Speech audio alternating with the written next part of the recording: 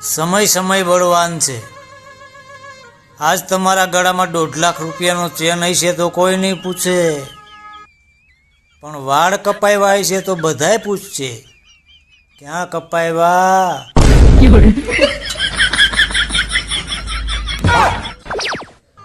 કેવી કઠણાઈ આવી કે નહીં? જમતા જમતા એમ ન કહેવાય કે શાકમાં મીઠું ઓછું છે કે આ નબળું બન્યું, તો તરત એમ કે બહાર જઈને જમી આવો, જાઓ। બહાર પોલીસવાળા વાહા ભાંગી નાખે। સહન કરી લેજો અને ઘેરે રહેજો, બસ હમણાં વયા જાય એટલા દિવસ।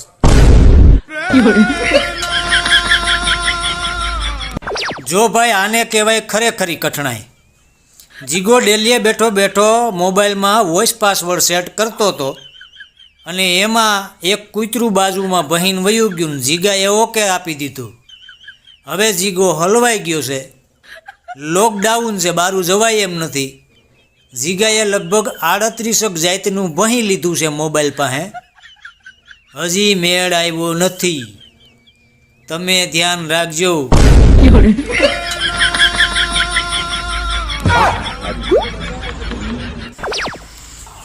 આ લોકડાઉનમાં છોકરીઓને તો એટલો પ્રોબ્લેમ નહીં થતો હોય, યુટ્યુબમાં પાણીપુરી બનાવવાની રીત ગોતીને પાણીપુરી બનાવી લેતી હોય છે।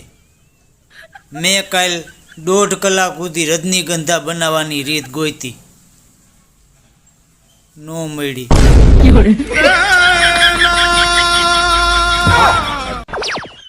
ચીનનો રાષ્ટ્રપતિ છે જિનપિંગ, તમે જોયો તો હશે, હમણાં આવ્યો તો આપણે ઓલો સુસો, હા બસ એને હેડકી ઉપડી ગઈ, તે દવાખાનામાં દાખલ કર્યો। ડૉક્ટરો બહુ મૈથા પણ હેડકી બંધ થઈ નહીં। છેવટે ડૉક્ટરોએ હાથ ઊંચા કરી દીધા કે અમારાથી આ બંધ થાય નહીં। પછી કોકે પૂછ્યું કે કારણ શું છે, તો કે અત્યારે આ હોપારાને આખી દુનિયા યાદ કરે છે।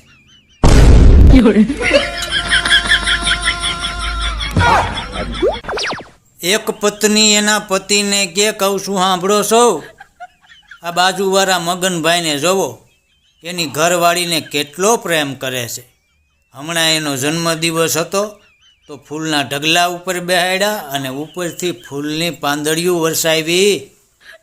તો પતિ કે અરે ગાંડી, સમજ્યા વગર કોઈ વસ્તુ કરાય નહીં, નકર પસ્તાવાનો વારો આવે, પસ્તાવાનો।